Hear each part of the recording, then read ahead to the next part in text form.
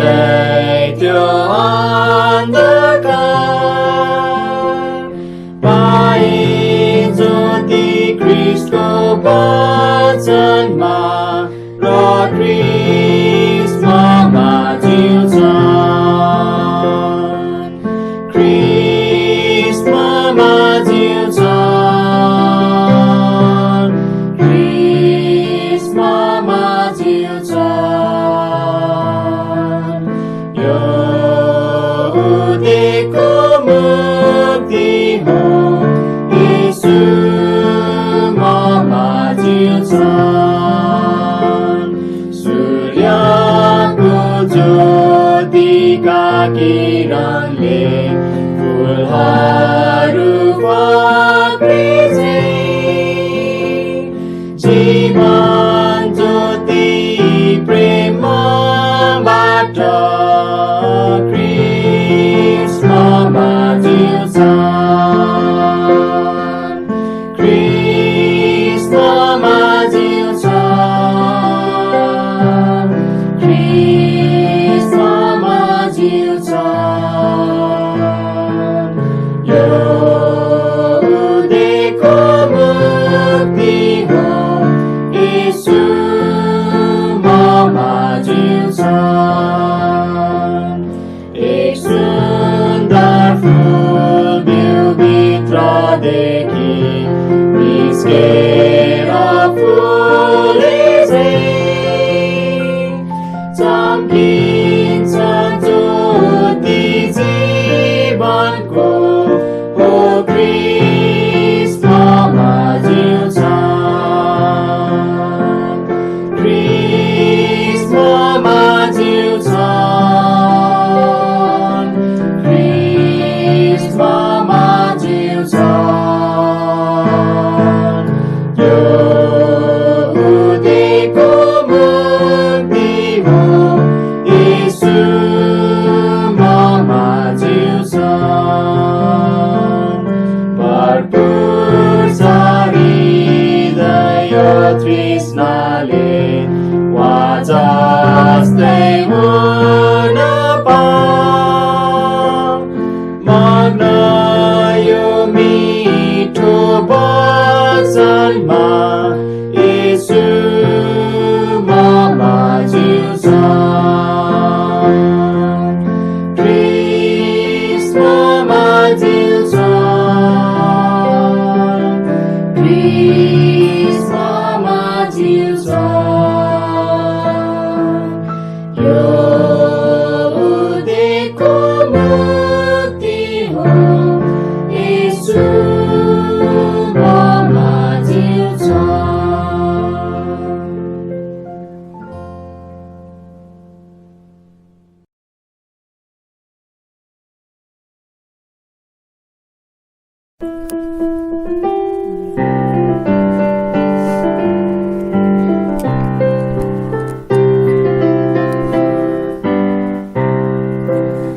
संसारमा ग्रहण गर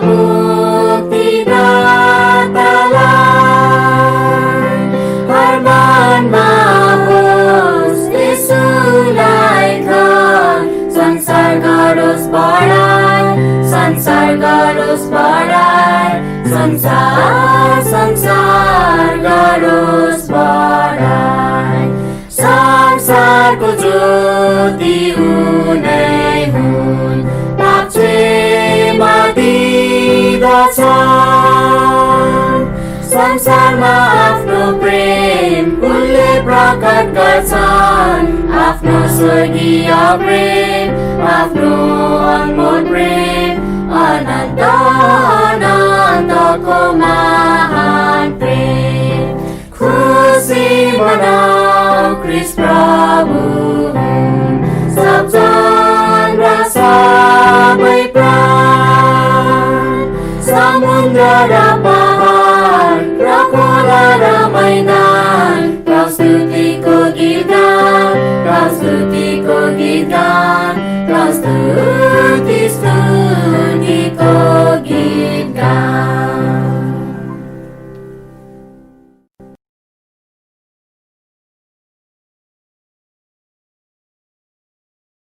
तपाईहरु सबैजनालाई जय मसीह। आउनुस् हामी यस महिनाको र यस हप्ताको प्रार्थनाका विषयहरू र सूचनाहरूलाई सुन्ने छौं। हामी प्रार्थना गरौं यस अनलाइन सेवाको निरन्तरताको निम्ति। हामी अझै केही समय यसरी नै अनलाइनद्वारा हामी मण्डलीको सेवालाई अगाडि बढाइरहनेछौं र हामी प्रार्थना गरौं कि परमेश्वरले र उहाँको उचित समयमा उहाँले ठान्नु भएको समयमा हामी मण्डली भवनमा भेला हुने नै छौं र हामी प्रार्थना गरौं तपाईहरुलाई पठाइएको प्रार्थनाको सूचीहरुमा रहेका ती सबै प्रार्थनाका विषयहरू हामी त्यसलाई सम्झना गरौं हाम्रो आफ्नो व्यक्तिगत प्रार्थनाहरुमा र पारिवारिक प्रार्थनाहरुमा। हामी यो वर्षको अन्तमा छौं र यो महिना डिसेम्बर महिनाको पनि हामी अब अन्तमा छौं। अर्को महिना हामी नयाँ प्रार्थनाका सूचीहरू तपाईहरुलाई पठाउने छौं। यसैले यदि तपाईहरुको कुनै प्रार्थना अनुरोधहरू छन् भने कृपया हामीलाई तपाईहरुले आफ्नो प्रार्थना अनुरोधहरूलाई बाँड्न सक्नुहुन्छ।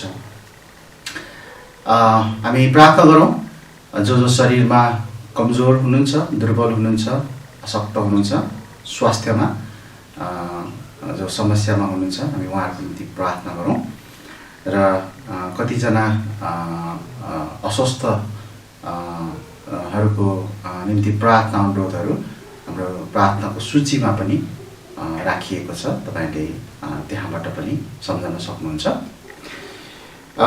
हामी प्रार्थना गरौं जो यात्राहरुमा हुनुहुन्छ र हामी प्रार्थना गरौं जसको यी दिनहरुमा आफ्नो व्यापार व्यवसाय कामहरुमा समस्या छ, ती खाँचोमा परेकाहरूको निम्ति पनि हामी निरन्तर प्रार्थना गरौं।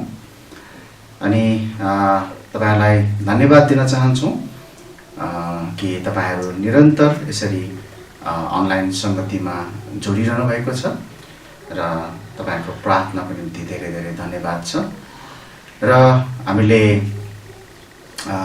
गत शुक्रबार क्रिसमसको विशेष सेवा हामीले अनलाइन मार्फत नै हामीले सञ्चालन गर्न पायौं र तपाईहरुलाई धेरै धन्यवाद दिन चाहन्छौं। तपाईहरु धेरै जना सहभागी हुनुभएको कुरा मैले तपाईहरुले हेर्नु भएको संख्या भ्युजबाट पनि मैले थाहा पाउन पाएको छु। अनि त्यो परमेश्वरलाई नै महिमा हो, त्यो परमेश्वरलाई नै धन्यवाद छ र ख्रीष्टको जन्मको हामीले आनन्द मनाउन पायौं, प्रभुलाई धन्यवाद छ। र साथै क्रिसमस विशेष सेवाको लागि जति पनि तयारीहरू हामीले गरेका थियौं त्यसको निम्ति सहायता गर्नुहुने सबै प्रभुका जनहरूलाई, सहकर्मीहरूलाई, साथीहरूलाई म धन्यवाद दिन चाहन्छु। हामी अब चाँडै नै फेरि अर्को एउटा विशेष सेवाको निम्ति पनि हामी आउँदै छौं। त्यो चाहिँ अब यही हप्ताको शुक्रबार हुनेछ। यो चाहिँ कल्भरी बाइबल बैप्टिस्ट चर्चको सुरुवात भएको दिन। यो चाहिँ जनवरी 1 मा। अनि हामीले प्राय हरेक साल अंग्रेजी महिनाको जनवरी महिनाको पहिलो दिन 1 तारिक हामी मण्डलीको स्थापनालाई सम्झना गर्दै हामी विशेष सेवा आयोजना गर्ने गरेका छौं र यसपालि पनि हामी केही छोटो सेवा हामी राख्ने छौं। अनि तपाईहरुलाई अरु जानकारीहरू निश्चय नै अब चाँडै नै उपलब्ध पनि हुनेछन्। हामी त्यसको निम्ति पनि प्रार्थना गरौं। हामी अब हाम्रो हाम्रो हप्ताको पदमा जानेछौँ। हामी अहिले हप्ता 52मा छौँ, अन्तिम हप्ता अब चाहिँ। र हप्ता 52 अन्तिम हप्तामा यस्तो हामी पद पाउँछौँ, एक ठाउँमा भेला हुन नछोडौँ, एक ठाउँमा भेला हुन नछोडौँ। हिब्रू 10 अध्यायको 25 पद। हिब्रू 10 अध्यायको 25 पद। हामीले यो सूचीमा झन्डै 52वटा हप्ताको निम्ति हरेक हप्ता एक एकवटा पदहरूलाई हेर्दै अब यो हप्ता हामीले अन्त गर्दैछौँ। र तपाईँहरूको यो कागज, यो सूची जुन तपाईँहरूले पाउनुभएको छ, यसमा अन्तिममा के लेखेको छ भन्दाखेरि अब तपाईँले कतिवटा आज्ञाहरू पालना गर्नुभयो त, प्रश्न गरिएको छ है। मलाई थाहा छैन तपाईँहरूले यी पदहरूलाई आफ्नो जीवनमा कतिको प्रयोगमा ल्याउनु भयो हरेक हप्ता। त्यो तपाईँ र परमेश्वरको बिचको कुरा हो। म आशा गर्दछु कि तपाईँहरूले पक्कै पनि यी पदहरूमा जिउने अभ्यास गर्नुभएको छ। र यति मात्रै पदहरू छैनन्, हामीले बाइबलमा धेरै अरू आज्ञाहरू पनि पाउँछौँ र ती अरू आज्ञाहरूलाई पनि हामीले पालना गर्नु जरुरी छ। यो चाहिँ एउटा खालि अभ्यास मात्रै हो है। र अब आउने हप्तादेखि अब हामी यो सूचीलाई प्रयोग गर्ने छैनौँ। तर यदि तपाईँहरूले यो सूचीलाई प्रयोग गर्न चाहनुहुन्छ आफै भने फेरि तपाईँहरूले सुरु गर्न सक्नुहुन्छ। यदि तपाईँहरूसँग छैन भने सम्पर्क गर्नुहोला, म तपाईँहरूलाई पठाइदिन सक्छु कुनै माध्यमद्वारा, यदि तपाईँहरूलाई आवश्यक छ भने, तपाईँहरू चाहनुहुन्छ भने। हुन्छ, हामी प्रार्थनाका विषयहरू अनि धन्यवादका विषयहरू र सूचनालाई पनि यही नै राख्नेछौँ।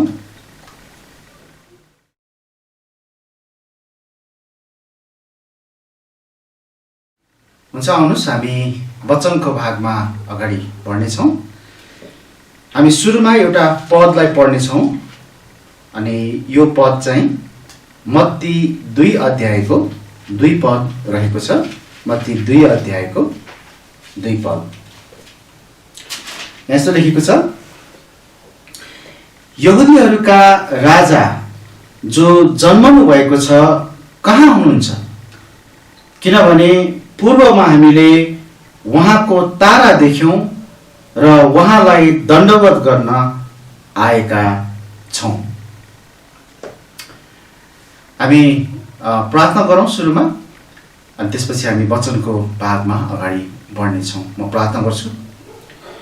हे हाम्रो स्वर्गमा बस्नुहुने पिता, हामी तपाईलाई धन्यवाद दिदछौँ प्रभु। तपाईँ परमेश्वरले हामीलाई सबै कुराहरूमा सहायता गर्नुभएको छ। हामीलाई तपाईको सेवा गर्नको निम्ति पनि तपाईले हामीलाई सहायता गरिकन डोर्याउनु भएर हामीलाई तपाईको बुद्धिद्वारा, ज्ञानद्वारा प्रभु हामीलाई चलाउनु भएको छ। र यसरी यो संगतिहरूद्वारा पनि तपाईँ प्रभु महिमा लिनुहोस् र तपाईसँगको संगतिलाई अझ हामी गाढा, अझ बलियो हामी तुल्याउन सकौँ। हामी आफैलाई तपाईमा निरन्तर सुम्पन सकौँ। आजको वचनको भागमा पनि आशिष दिनुहोस्। जे कुराहरू आज हामी हेर्दैछौँ तपाईको वचनबाट, हामी त्यसबाट सिक्नको निम्ति, त्यसलाई पालना गर्नको निम्ति हामीलाई मद्दत गर्नुहोस्। यस भागलाई हामी तपाईँ प्रभुकै हातमा राख्छौँ। सुन्नेहरू अनि हेर्नुहुनेहरू सबैजनालाई आशिष दिनुहोस्। अनि साथै मलाई तपाईको वचन बाँड्नको निम्ति अनि रूपालाई पनि साङ्केतिक भाषामा अनुवाद गर्न तपाईँ सहायता गर्नुहोस्। आशिष माग्छौँ प्रभु येशू ख्रीष्टको नाममा, आमेन। यस वर्षको क्रिसमस 25 डिसेम्बरको दिन गइसकेको छ। अनि धेरै क्रिस्चियनहरू र गैर क्रिस्चियनहरू, अर्थात् जसले येशू ख्रीष्टलाई विश्वास गरेको छैन, उनीहरूले यस दिनलाई आफ्नै ढङ्गले, आफ्नै तरिकाले मनाए। तर हाम्रा लागि डिसेम्बर 25 मात्र ख्रिस्टको जन्मको सम्झना गर्ने दिन हो त? मैले आजको विषय चाहिँ क्रिसमस सकेको छैन, क्रिसमस सकेको छैन भन्ने विषय मैले राखेको छु। बाइबलको नयाँ नियमका 4वटा सुसमाचारका पुस्तकहरूमध्ये लुकाको पुस्तकमा गोठालाहरूले येशूको जन्मको समयमा नै उहाँलाई भेटेका थिए। तर मत्तीको पुस्तकमा यदि हामी जान्छौँ भने ज्योतिषीहरूले, है, ज्योतिषीहरूलाई चाहिँ बुद्धिमान मानिसहरू भनिन्छ, उनीहरूले चाहिँ बालक येशूलाई उहाँको जन्मको समयमा होइन, जन्मेको दिनमा होइन, तर त्यसको केही समयपछि भेटेको कुरा मत्तीको पुस्तकमा उल्लेख गरिएको छ। गोठालाहरूले बालक येशूलाई डुँडमा भेट्टाएका थिए। सम्भवतः त्यो गोठमा हुन सक्छ। तर ज्योतिषीहरूले भने घरमा भेटेका छन्। तपाईले मत्तीको पुस्तकबाट त्यो प्रष्ट बुझ्न सक्नुहुन्छ। ती ज्योतिषीहरूले भेटेका हेरोद राजाले, यो हेरोद राजा जसलाई यो ज्योतिषीहरूले भेटे, त्यो राजाले 2 वर्षभन्दा कम उमेरका बालकहरूलाई मार्न लगाएको आधारमा त्यस समय येशू 2 वर्षभन्दा कम उमेरको हुनुहुन्थ्यो भन्ने अनुमान लगाउन सकिन्छ। तसर्थ ज्योतिषीहरूले बालक येशूलाई उहाँको जन्मको समयदेखि नै खोज्दै खोज्दै केही समयपछि भेटे भनी हामी बुझ्न सक्छौँ। सायद केही महिना वा 1 वर्षपछि पनि हुन सक्छ। ज्योतिषीहरूको निम्ति जन्मनु भएको येशूलाई जन्मको दिनमा नै भेट्नु पर्ने भन्ने थिएन। राम्ररी ध्यान दिनुहोस् है, ज्योतिषीहरूलाई जन्मनु भएको येशूलाई जन्मेकै दिनमा भेट्नु पर्ने भन्ने थिएन। अर्थात् उनीहरूको निम्ति जन्मको दिन होइन, तर जन्मनु भएको बालक महत्त्वपूर्ण थियो। जन्मेको दिन होइन, जन्मनु भएको बालक महत्त्वपूर्ण थियो। उनीहरूले बालक येशूलाई खोजी गर्दै हिँडेको र उहाँलाई भेटेपछि देखाएको प्रतिक्रिया कस्तो थियो भन्ने कुराले यसलाई प्रष्ट पार्दछ। दिन महत्त्वपूर्ण होइन, तर व्यक्ति अर्थात् येशू महत्त्वपूर्ण हुनुहुन्छ। आज हामी येशूको जन्मको दिनमा मात्र होइन, तर त्यसपछि पनि उहाँलाई निरन्तर रूपमा सम्झनुपर्छ भन्ने महत्त्वपूर्ण शिक्षा हामी लिनेछौँ। यसैले क्रिसमस सकेको छैन र क्रिसमसको दिनमा मात्रै उहाँलाई सम्झने होइन। म केही कुराहरू तपाईहरुलाई बाँड्न चाहन्छु, केही शिक्षाहरू जसले चाहिँ हामीलाई उहाँलाई हामीले सधैँ नै सम्झनु पर्छ भन्ने कुराको सम्झना गराउँदछ। सबभन्दा पहिलो कुरा, उहाँलाई खोज्न नछाड्नुहोस्। एकपटक हामी फेरि मत्ती 2 अध्यायको 2 पदलाई हेरौँ न है। त्यहाँ सुरुमा यसरी लेखेको छ, यहुदीहरूका राजा जो जन्मनु भएको छ कहाँ हुनुहुन्छ? है, यहुदीहरूका राजा जो जन्मनु भएको छ कहाँ हुनुहुन्छ? ज्योतिषीहरूलाई थाहा थियो कि येशू जन्मनु भएको छ, यहाँ प्रयोग भएको क्रियापद जो जन्मनु भएको छ भन्ने क्रियापद छ, त्यसलाई तपाईँले एकचोटि हेर्नुहोस् न, ध्यान दिनुहोस् न। तिनीहरू यरुसलेममा आइपुगेपछि येशूको जन्म भएको होइन। याद गर्नुहोस् है, उनीहरू यरुसलेममा आइपुगेपछि येशूको जन्म भएको होइन। उनीहरू आफ्नो देशमा हुँदा नै उनीहरूले उहाँ जन्मनु भएको थाहा पाएका थिए। उनीहरूले येशूको जन्म भइसक्यो भन्ने कुरा आफ्नो देशमा हुँदै थाहा पाए, तर पनि उनीहरूले उहाँलाई खोज्न छोडेनन्। तर जस्तोसुकै लामो यात्रा होस्, जतिसुकै टाढा होस्, उनीहरूले त्यहाँ के गरेका छन्? उहाँको तारालाई पछ्याउने निर्णय गरेका छन् है, उहाँको तारालाई पछ्याउने निर्णय गरेका छन्। उनीहरूले यस्तो भन्न सक्थे, अब येशू ख्रीष्ट बालक येशू जन्मनु भएको कहाँ हो, जन्मनु भएको कति दिन भइसक्यो होला, हामी अब नजाउँ। उनीहरूले त्यस्तो विचार गरेनन्। उनीहरूको निम्ति जन्मेको दिन महत्त्वपूर्ण थिएन, तर जन्मनु भएको व्यक्ति थियो। त्यही भएर उनीहरूले उहाँलाई खोजी गर्न थाले, उहाँको तारालाई पछ्याउन थाले।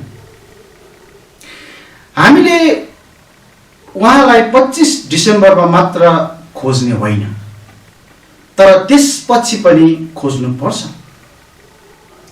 अझ सत्यता त यो हो कि पुरै वर्षभरि नै र पुरै जीवनभरि नै हामीले उहाँको खोजी गर्नु वा उहाँलाई पछ्याउनु पर्छ। ती ज्योतिषीहरूलाई येशूको पहिलो आगमन अर्थात् येशूको जन्मको बारेमा गरिएका भविष्यवाणीहरू पक्कै थाहा थियो। हुन सक्छ उनीहरूलाई धेरै वर्षहरू अघि डानियलले उल्लेख गरेका भविष्यवाणीहरू पनि थाहा थियो र साथै अरू भविष्यवक्ताहरूले गरेका भविष्यवाणीहरू पनि उनीहरूलाई थाहा थियो। धेरैजनाले विश्वास गर्छन् कि यी ज्योतिषीहरू, यी बुद्धिमान मानिसहरू चाहिँ डानियल आफ्नो समयमा जुन देशमा थियो त्यो ठाउँबाट आएका व्यक्तिहरू हुन्। अनि हामीलाई थाहा छ डानियल पनि आफ्नो समयमा बेबिलोन र मादी साम्राज्यमा बुद्धिमानहरूमध्ये मुख्य व्यक्ति थिए भन्ने कुरा हामी बाइबलमा पढ्न पाउँछौँ। जस्तो कि डानियल 2 अध्यायको 48 पद र 5 अध्यायको 11 पदमा। डानियल 5को 11मा म छोटो यहाँ पद पढ्नेछु। तपाईको राज्यमा एकजना मानिस छन् जसभित्र पवित्र ईश्वरहरूको आत्मा छ, अनि तपाईका पिताका दिनहरूमा तिनमा ज्योति, समझ, ईश्वरहरूको बुद्धि जस्तै बुद्धि पाइएको थियो। यहाँ त्यसै भनेको छ। अनि यही पदमा उनी चाहिँ ती बुद्धिमान मानिसहरू त्यहाँ अरू जति पनि छन् ती मध्ये मुख्य तुल्याइएको, प्रधान तुल्याइएको भनेर भनिएको छ। नेपाली बाइबलमा यी मानिसहरूलाई ज्योतिषीहरू भनिएको छ र हामीले उनीहरूलाई अर्को शब्दमा बुद्धिमान मानिसहरू पनि भन्न सक्छौं। अंग्रेजीमा वाइज मेन भनेर भनिएको छ है, बुद्धिमान मानिसहरू। म विश्वास गर्दछु कि यी ज्योतिषीहरू परमेश्वरलाई पछ्याउने व्यक्तिहरू थिए। तब त तिनीहरूले हेरोद राजाको दुष्ट मनसायलाई पूरा हुन नदिन त्यहाँ परमेश्वरको कुरालाई उनीहरूले सुने र पालना गरे। उनीहरू फर्केर हेरोद कहाँ गएनन्, तर परमेश्वरले भन्नुभए अनुसार अर्कै बाटोबाट उनीहरू आफ्नो देशतिर लागे। जस्तोसुकै परिस्थितिको सामना गर्नु परे तापनि उनीहरूले बालक येशूलाई खोज्न छोडेनन्। येशू आज हाम्रो माझमा हुनुहुन्छ, हाम्रो माझमा हुनुहुन्छ। मत्ती 18:20 भन्दछ, किनकि जहाँ 2 वा 3 जना मेरो नाममा भेला हुन्छन् त्यहाँ तिनीहरूका माझमा म हुन्छु। तर हामीले उहाँलाई खोज्नुपर्छ, यस अर्थमा कि उहाँलाई हामीले सधैँ साथमा पाउन सकौं र उहाँको आशिषहरूद्वारा भरपूर भइरहन सकौं। आज उहाँलाई खोज्नु भनेको उहाँको साथमा बस्नु वा उहाँको साथमा रहनु हो। जसरी हामी यहाँ देख्छौं यी ज्योतिषीहरूले उहाँलाई खोजेका छन्। उनीहरूले येशूलाई नभेट्टाएसम्म खोज्न छोडेका छैनन्। उनीहरू अगाडि बढिरहेका छन् निरन्तर रूपमा। के तपाईले उहाँलाई खोज्दै हुनुहुन्छ वा तपाईले डिसेम्बर 25 पछि उहाँलाई खोज्न छाड्नु भयो? तपाई जसले येशूलाई विश्वास गर्नुभएको छैन, सायद तपाईले 25 डिसेम्बरमा क्रिसमस मनाउनु भयो होला र त्यसपछि आफ्नै बाटो लाग्नु भयो होला। तर 25 डिसेम्बर मात्र उहाँलाई खोज्ने दिन होइन। प्रिय मित्रहरू, 25 डिसेम्बर मात्र उहाँलाई खोजी गर्ने दिन होइन। हामी दोस्रो कुरालाई हेरौँ अब। उहाँलाई पछ्याउन नछाड्नुहोस्, उहाँलाई पछ्याउन नछाड्नुहोस्। हामी मत्ती 2:2 फेरि हेरौँ। अब यहाँ बीचमा हामी अर्को वाक्यांश यहाँ पढ्न पाउँछौँ। यहाँ भनेको छ, पूर्वमा हामीले उहाँको तारा देख्यौं, पूर्वमा हामीले उहाँको तारा देख्यौं। यो तारा कुनै सामान्य तारा थिएन, यो उहाँको तारा थियो। राम्ररी हेर्नुहोस् है, उहाँको तारा। यसको अर्थ हामी भन्न सक्छौं, यसलाई अर्को शब्दमा यसरी भन्न सक्छौं, येशूको तारा, उहाँको तारा, येशूको तारा।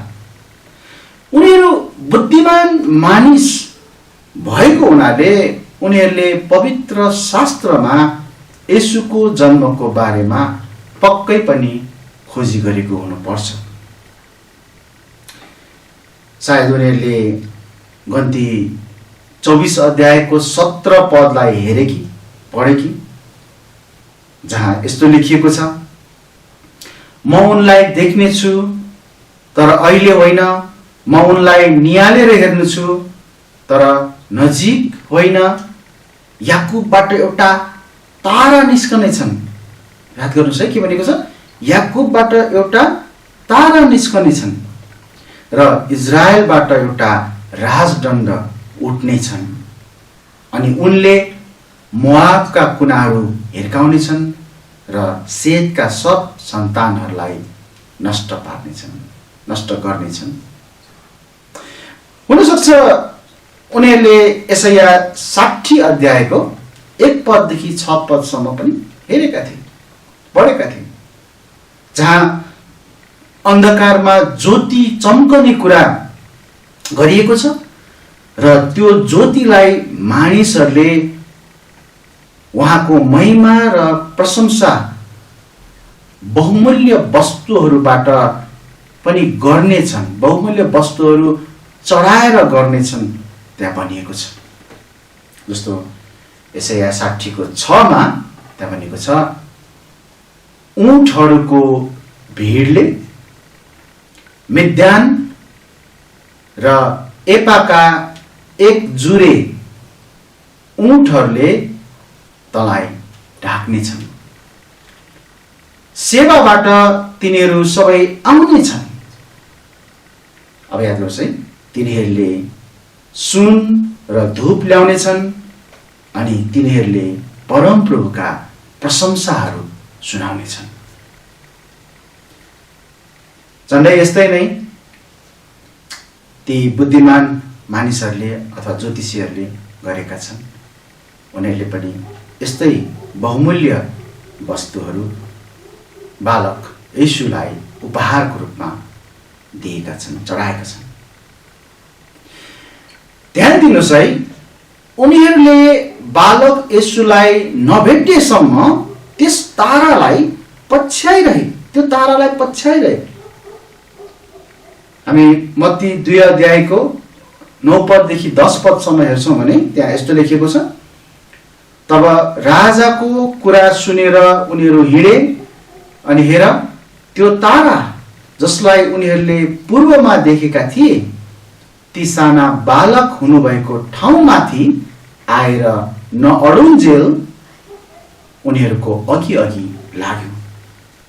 अनि त्यस तारालाई देखेर उनीहरू अत्यन्तै ठुलो आनन्दले हर्षित भए। यहाँ चाखलाग्दो कुरा के छ भने त्यो तारा हेरोद राजाले देखेन। किन होला? हामी जवाफमा भन्न सक्छौँ, किनभने उनले न यसको बारेमा सोधखोज गरे न त पछ्याउन नै चाहे। पछि उनले सोधखोज त गरे तर ठिक नियतले गरेको थिएन, ठिक नियतले होइन। यहाँसम्म कि उसले यरुशलेमको नजिकै त्यहाँ बालक येशूको जन्म भएको बेलामा परमेश्वरको प्रशंसा गरिरहेको स्वर्गीय सेनाको त्यो भिडको बारेमा समेत थाहा पाएन, जसलाई लुका 2 अध्यायको 13 पद अनि 14 पदमा बयान गरिएको छ। क्रिसमस त हेरोदलाई पनि आएको थियो है, भन्नाले हेरोदको समयमा नै येशूको जन्म भएको थियो, तर उसले यसलाई स्वीकार गर्न चाहेन, उसले यसलाई स्वीकार गरेन। सत्यताको खोजी गर्नेहरूलाई परमेश्वरले अगुवाई गर्नुहुन्छ। ती ज्योतिषीहरूलाई परमेश्वरले अगुवाई गर्नुभयो किनभने तिनीहरू सत्यताको खोजीमा थिए। तर हेरोद राजालाई परमेश्वरले अगुवाई गर्नु भएन किनभने उनी सत्यताको विरुद्धमा थिए।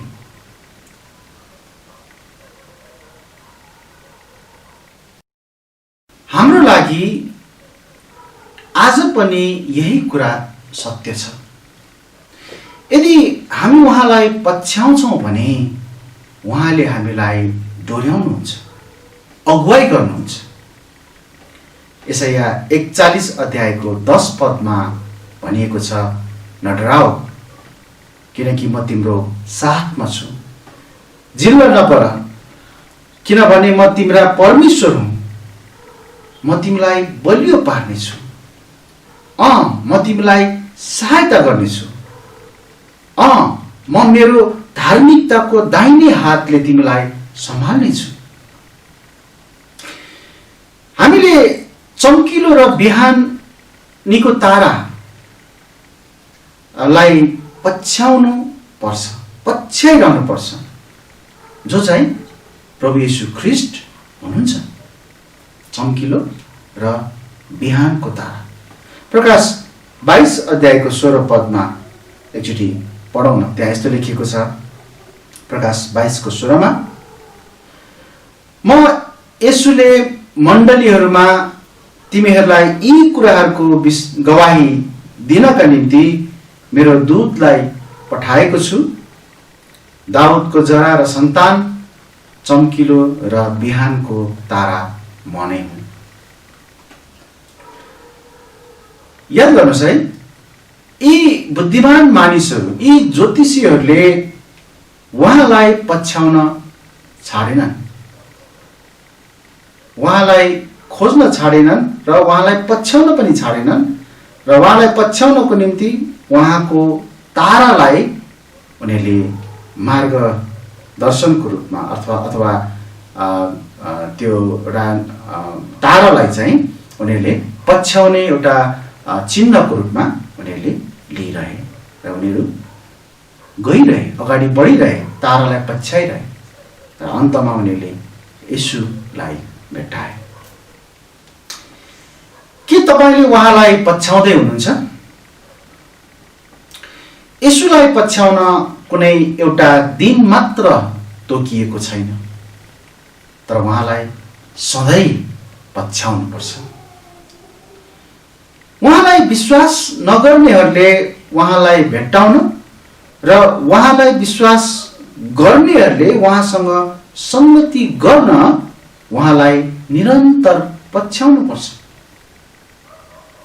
उहाँलाई पछ्याउन चाहनेहरूको लागि उहाँले सहायता दिनुहुन्छ, अगुवाई गर्नुहुन्छ, ज्योति प्रकट गर्नुहुन्छ, ताकि उहाँलाई पछ्याउने मार्ग सफासँग देखियोस्। हामीले दुईवटा कुरा हेरौँ। उहाँलाई खोज्न नछाड्नुहोस्, दोस्रो कुरा उहाँलाई पछ्याउन नछाड्नुहोस्। अब हामी तेस्रो र अन्तिम कुरालाई हेर्नेछौँ। उहाँको उपासना गर्न नछाड्नुहोस्। अब फेरि एकपटक मत्ती 2:2 नै पढौँ र विशेष गरी अब चाहिँ अन्तिम खण्डलाई। यहाँ भनेको छ मत्ती 2:2 अन्तिम खण्डमा, उहाँलाई दण्डवत गर्न आएका छौँ है, उहाँलाई दण्डवत गर्न आएका छौँ। र यही कुरा हामी 11 पदमा पनि पाउँछौँ। उनीहरूले येशूको सामु घुप्टेर उहाँलाई दण्डवत गरेका छन्। यो चाहिँ उहाँको उपासना गरिएको। अन्ततः ती ज्योतिषीहरूले उहाँलाई एउटा घरमा भेट्टाए र उहाँको उपासना अथवा दण्डवत उनीहरूले गरे। उनीहरूले बालक येशूलाई डुममा होइन, यहाँ घरमा भेटेका छन्। हामीले सुरुमा नै हेरेका थियौँ कि यी ज्योतिषीहरू जन्मने वाला येशू होइन, तर जन्मनु भएको येशूलाई खोजी गर्न हिँडेका थिए। मतलब उनीहरूले अब येशू जन्मदै हुनुहुन्छ, त्यो दिनमा नै हामी पुग्नुपर्छ त्यस्तो थिएन। तर येशू जन्मिसक्नु भएको छ, जाउँ हामी उहाँलाई चाहिँ दण्डवत गरौँ, उहाँको उपासना गरौँ। त्यो उनीहरूको खोजी थियो, त्यो उनीहरूको लक्ष्य थियो। उनीहरूलाई कति समय लाग्यो होला बालक येशूलाई भेट्नलाई? हामीलाई स्पष्ट बाइबलले बताएको छैन, तर मेरो आफ्नो व्यक्तिगत अध्ययनले हुनसक्छ कम्तीमा 33 दिनभन्दा अगाडि चाहिँ भेटेको थिएन मेरो विश्वास चाहिँ, र बढीमा 2 वर्षभन्दा तल।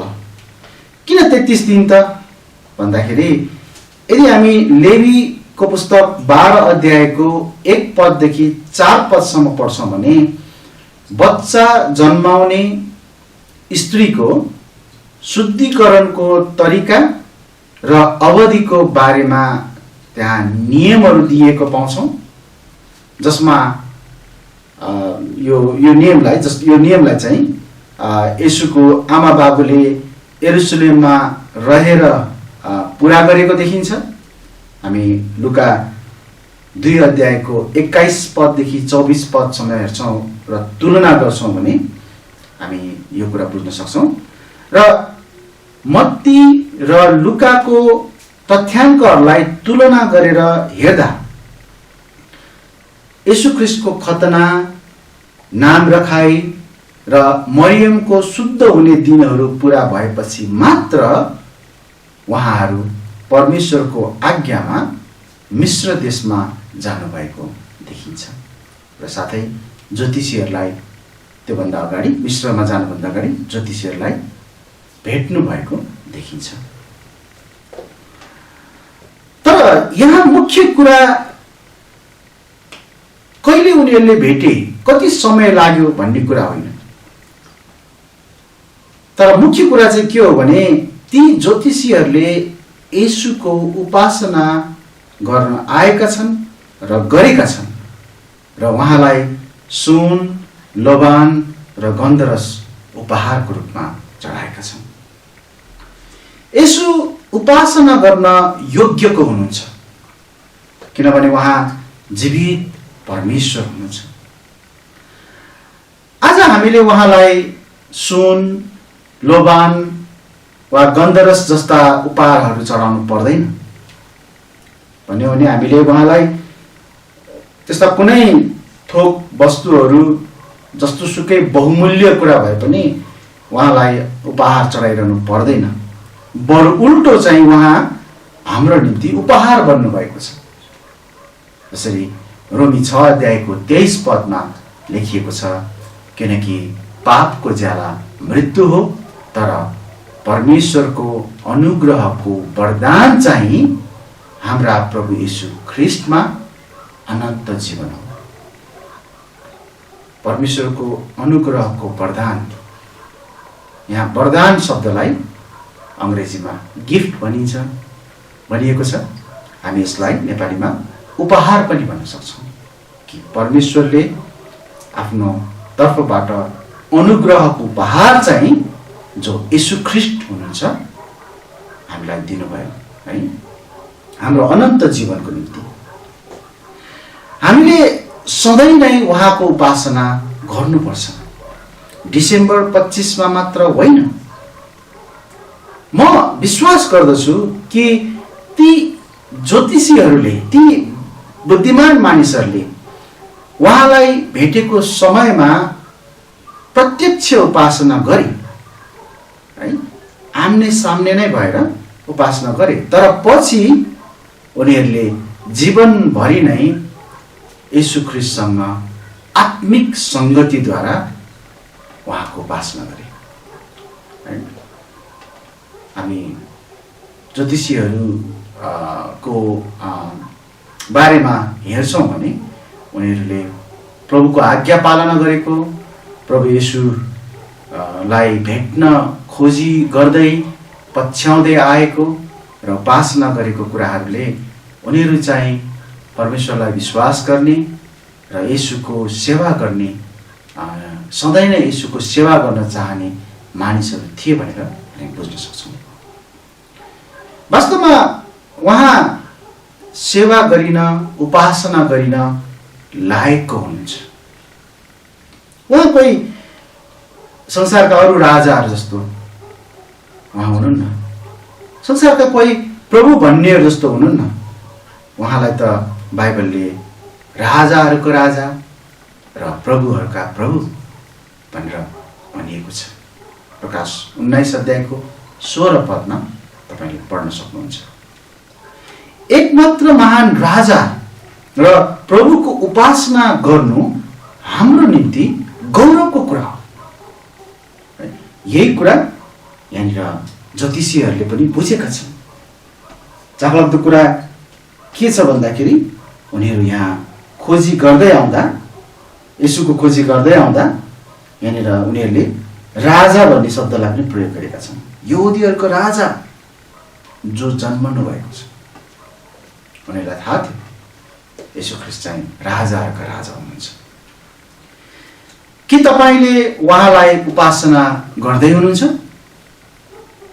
के तपाईले एक दिन उहाँ जन्मनु भएको त्यो दिनको सम्झनामा 25 डिसेम्बरमा मात्र उहाँको उपासना गर्नुभयो कि है, गएको शुक्रबार यो वर्षको हिसाबले हेर्ने हो भने हैन, उहाँको उपासना हामीले त्यो एक दिन मात्रै गर्ने होइन, तर हामीले सधैँ गर्नुपर्छ। तपाईले यो उहाँसँग हरेक दिन हिँड्नु भएर र हरेक दिन उहाँको निम्ति जिउनु भएर र साथै हरेक दिन उहाँको सेवा गर्नु भएर उहाँको उपासना गर्न सक्नुहुन्छ। वास्तवमा भन्ने हो भने हामी हप्तामा एक दिन वा 2 दिन मण्डली गएर मात्रै उहाँको उपासना गर्ने होइन, हामीले हरेक दिन उहाँसँग हिँडेर उहाँको निम्ति जिएर र उहाँको सेवा गरेर उहाँको उपासना गर्नुपर्छ। म अन्तमा आउनेछु। डिसेम्बर 25 मात्र एउटा यस्तो दिन होइन जब हामी येशूको जन्मको सम्झना गर्दछौँ वा गर्नुपर्छ। हामीले हरेक दिन सधैँ नै यस महान घटनालाई सम्झनुपर्छ। उहाँको देह धारणले अर्थात् उहाँ शरीरमा प्रकट हुनु भएर उहाँले मानव जातिको उद्धार गर्नुभयो। त्यो कुरा, त्यो कार्य सम्भव भयो। यसैले हामीले निरन्तर उहाँलाई खोजिरहने, उहाँलाई पछ्याइरहने र उहाँको उपासना गरिरहने गर्नुपर्छ। हामी पनि यी ज्योतिषीहरू, यी बुद्धिमान मानिसहरू जस्तै बन्न सकौँ, जसले येशूतर्फ आफ्नो हृदयलाई यसरी नै लगाइरहे। यसरी प्रियहरू, क्रिसमसको केन्द्रबिन्दु डिसेम्बर 25 को दिन होइन, तर क्रिसमसको केन्द्रबिन्दु चाहिँ जन्मनु भएको बालक येशू, मुक्तिदाता येशू हुनुहुन्छ र उहाँलाई हामीले एक दिन मात्र होइन, हरेक दिन खोजिरहने र पछ्याइरहने र उपासना गरिरहनुपर्छ। आउनुहोस्, म अन्तिम प्रार्थना गर्नेछु अनि आजको सेवालाई र आजको यस वचनलाई पनि हामी अन्त गर्नेछौँ र प्रार्थना गर्छौँ। धन्यवाद छ परमेश्वर पिता, तपाईँको वचनले हामी कसरी जिउनु पर्छ र विशेष गरी तपाईँ प्रभु येशूलाई हामीले हेर्ने दृष्टिकोण कस्तो हुनुपर्छ भन्ने कुरा सिकाउँदछ।